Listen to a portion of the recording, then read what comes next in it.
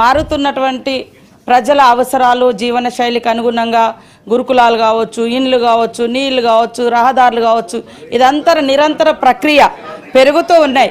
అయితే గతంలో ఇచ్చిన విధంగా గత 10 ఏళ్ల కింద ఉన్న వయసు ఇప్పుడు లేదు మీకు, మళ్ళీ ఇంకొక 10 ఏళ్ల తర్వాత ఏజ్ పెరుగుతుంది. గత 20 ఏళ్ల కింద ఉన్న టెక్నాలజీ ఈరోజు లేదు, ఇట్లా ఉంటాయి. కాబట్టి అధ్యక్ష, మా ప్రభుత్వం కూడా అన్ని రకాలుగా చర్యలు తీసుకుంటూనే ఉంది. గతంలో కూడా అనేక మరణాలు, అనేక సంఘటనలు జరిగినాయి. ఇది కొత్త కాదు, కానీ ఇది చివరిది కావాలని మాత్రం మనస్ఫూర్తిగా కోరుకుంటున్నాం.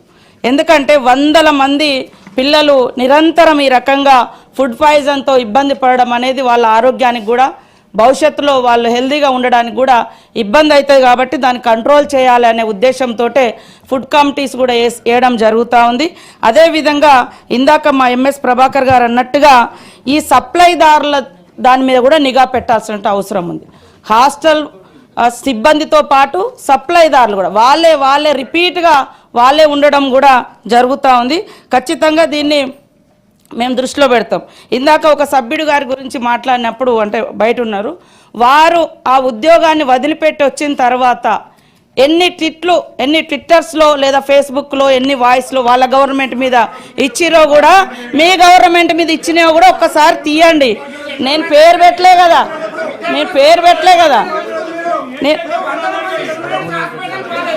మీ ప్రభుత్వంలో 2014 నుంచి 23 వరకు 70 ఘటనలు మాకు వచ్చినాయి. చాలా ఉన్నాయి. 70 ఘటనలో 5,024 మంది అస్వస్థకు గురైనరు. అరే ఉన్న విషయం చెప్తే నవీన్, ప్రతిదానికి ఇదేనా మీ గొడవ?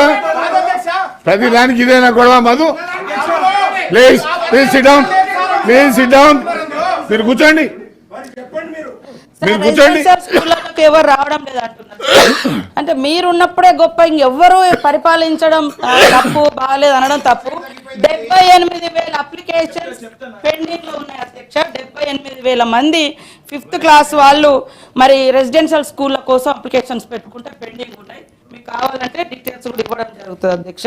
కాబట్టి ఈరోజు ఆశ్రమ స్కూళ్లను బలోపేతం చేస్తాం. అదే విధంగా మరి శైలజ గారి గురించి, అమ్మాయి గురించి కూడా చెప్పారు. వాస్తవానికి మేము అన్ని రకాలుగా ప్రికాషన్స్ తీసుకున్నాం, మంచి ట్రీట్మెంట్ ఇచ్చినాం. ఇవి నిమ్స్లో 12 లక్షల వరకు కూడా ఖర్చు పెట్టినాం. బతికించాలని ఎంతో తాపత్రయపడ్డాం. మా మంత్రి గారు నిరంతరం, మా దామోదర్ రాజనరసింహన్ అన్నగారు ఎప్పుడు కూడా అందుబాటులో ఉన్నారు. మా ఇద్దరు పొన్నం ప్రభాకర్ గారు, సురేఖమ్మ గారు, వాళ్ళు కూడా నిరంతరం పర్యవేక్షించారు. సీఎంఓ ఆఫీస్ నుంచి కూడా పర్యవేక్షణ చేసిండ్రు. ఈ ఫుడ్ పాయిజన్ కంటే ముందు కూడా ఆమె ప్రైవేట్గా కూడా హెల్త్ చెకప్ చేయించుకున్న దసరా ముందు. ఇది దీపావళి తర్వాత అయింది. తర్వాత అక్కడికి పోనీయలేదంటే అంతకుముందు 2 months బ్యాకే అక్కడ జైనూరులో ఒక ఘటన జరిగింది, ఆసిఫాబాద్లో ఒక ఘటన. అంటే ఉద్రిక్తత ఉండేటువంటి ప్రాంతాలుగా ఆ ప్రాంతంలో కొన్ని కులమతాల కొట్లాటలు జరుగుతూ ఉన్నాయి. ఈ నేపథ్యంలో మేము అక్కడ కొద్దిగా బందోబస్తు మాత్రం ఏర్పాటు చేసిన మాట వాస్తవం. పోకుండా ఎవరిని చేయలేం. మీ ఎమ్మెల్యే గారు పోయినరు. అరే, మీ గవర్నమెంట్లో నిరుద్యోగ యువకులు చచ్చిపోతే కనీసం తల్లిదండ్రులు కూడా కడుపు నిండా చూసుకొని కన్నీళ్లు పెట్టకుండా చేసిన ఘనత మీది. మమ్మల్ని అంటే ఎట్లా? కాబట్టి పోనీయకుండానే మీ ఎమ్మెల్యే గారు పోయినరు, ఆసిఫాబాద్ కాగజ్ నగర్ ఎమ్మెల్యే గారు పోయారు, మీరు కూడా పోయారు. నేను కూడా నిమ్స్ హాస్పిటల్కు నన్ను కూడా రావద్దు అన్నారు. మేడం ఇప్పుడు సీరియస్ కండిషన్ మీరు చూడొద్దని అదే వారు చెప్పడం జరిగింది. అదే అక్కడ ఉన్నటువంటి పరిస్థితుల రీత్యా అని వాళ్ళ బంధువులు వచ్చిర్రు, వాళ్ళంతా కావాలని రాత్రికి చేసింది ఏం లేదు. ఆ అమ్మాయికి కూడా మా తరపున కూడా కొంత హెల్ప్ చేసినాం సార్ వాళ్ళ కుటుంబానికి. అదేవిధంగా అవుట్ సోర్సింగ్ ఉద్యోగం కూడా వాళ్ళ తండ్రికి ఇవ్వడం జరిగింది, ఇందిరమ్మ ఇల్లు కూడా ఇవ్వడం జరిగింది. మీ ప్రభుత్వంలో ఎంతో మంది చనిపోతే ఒక్కరింటికన్నా మీరు పోయి పరామర్శించిర్రా, హెల్ప్ చేసిర్రా, కనీసం ఒక ఉద్యోగం అన్ని ఇచ్చిర్రా, లేదా ఆర్థికంగా ఏమన్నా సహాయం చేసిర్రా? ఈరోజు మాట్లాడుతున్నారు. కాబట్టి నేను అనేది ఏంటంటే, ఆ సెక్రటరీ గారు మీ ప్రభుత్వంలో పనిచేసినాక బయటకు వచ్చినాక ఏమేమి విమర్శలు పెట్టిరో అవన్నీ కూడా ఒకసారి తీద్దాము. తప్పకుండా అందరి యొక్క లక్ష్యం ఈ స్కూళ్లను బలోపేతం చేయాలి. దాన్ని ఉద్దేశంలో పెట్టుకొని 16 సంవత్సరాల తర్వాత హాస్టల్ విద్యార్థుల కోసం కాస్మెటిక్ ఛార్జెస్ కూడా పెంచడం జరిగింది. 200% పెంచినాం. డైట్ ఛార్జెస్ కూడా 40% ఆఫ్టర్ 7 years తర్వాత పెంచడం జరిగింది. ఇవన్నీ కూడా మరి బలోపేతం చేయాలి. అట్లనే ఇంటిగ్రేటెడ్ స్కూల్స్ను కూడా మరి తీసుకురావడం జరుగుతూ ఉంది అధ్యక్ష. కాబట్టి అభివృద్ధి అనేది కూడా నిరంతర ప్రక్రియ. కానీ ఇందులో మాకు ఖచ్చితంగా డౌట్స్ ఉన్నాయి, మేము బయటికి తీస్తాం. ఎవరు ఉండదనేది తీస్తాం. చెప్పేది వింటారా మీరు? రవీంద్రరావు అరే మంత్రి గారు చెప్పే సమాధానం డౌట్స్ ఉన్నాయి బయటకు తీస్తామన్నా. నేనేమన్నా అన్నానా? డౌట్స్ ఉన్నాయి బయటకు తీస్తామన్నా. గుమ్మడికాయ దొంగలంటే భుజాలు తెచ్చుకోవడం. అరే నిన్ను అంటలేదు కదా. నేను మాట్లాడిన దాంట్లో కానీ మంత్రి గారు చెప్పండి, క్లోజ్ చేయండి. మాకు లేదండి. మరి మేము అట్టకు కింది వర్గాల నుంచి వచ్చినాం. మీకున్నంత యాక్షన్లు అవి రావు. మాకున్నది ఉన్నట్టుగానే మాట్లాడతాం. డివైడ్ చేసి మాట్లాడతాం. అట్లా ఇప్పుడు వారు ఆన్సర్ ఇస్తారు, ఇవ్వనివ్వండి. ఏం కావాలి? ఏం కావాలి?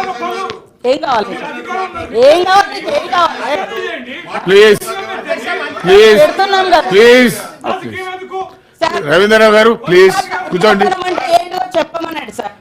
మీరు నా ఉందాతనాన్ని ఆయన ప్రశ్నిస్తున్నాడు. ఉందాతనం అంటే ఏంటిది? జరిగింది నేను చెప్పిన. ఇక్కడ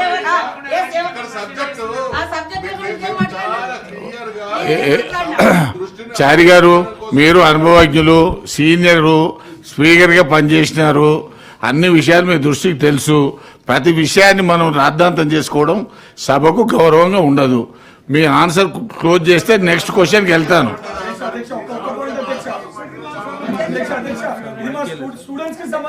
ఏ ప్లీజ్, ఇక నేను దీన్ని ప్రొలాంగ్ చేయదలుచుకోలేదు. ఆన్సర్ కంప్లీట్ చేయండి మేడం. రవీంద్రరావు గారు మాట్లాడేటువంటి మాటలు చాలా అహంకారపూరితంగా ఉన్నాయి. నేను సబ్జెక్ట్ కి ఎక్కడ కూడా డివియేట్ కాలేదు. నేను అక్కడ ప్లీజ్ అరే నీ శిస్తా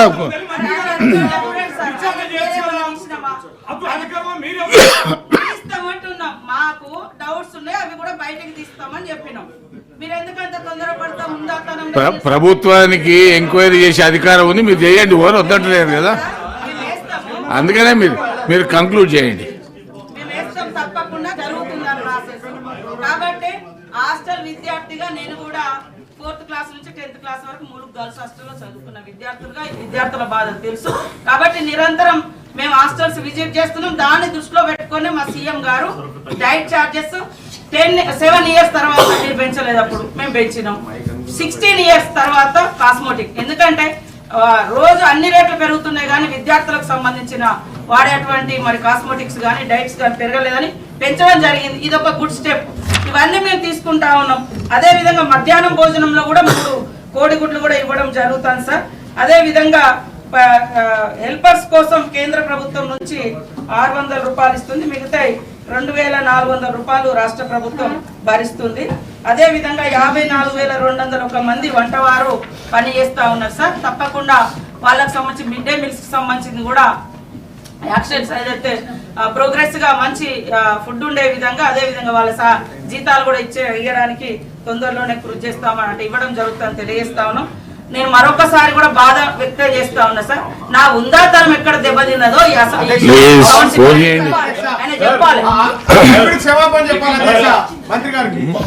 మాట్లాడితే మీ అహంకారులకు అదే కనబడుతుంది. ఒకవేళ చారి గారు, రవీంద్రరావు గారు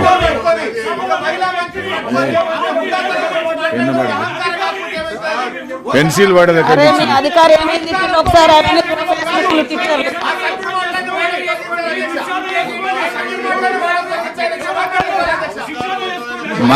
మంత్రి పట్ల గాని ఇతర ప్లీజ్ ప్లీజ్ ప్లీజ్ ప్లీజ్ నేను పేరే తీయలేదు. ఆయన ఉచ్చుల పాట వద్దు. నేను అధికారి పేరే తీయలేదు. అధికారి పేరే తీయలేదు. తీసిన రికార్డ్ చూడండి సార్.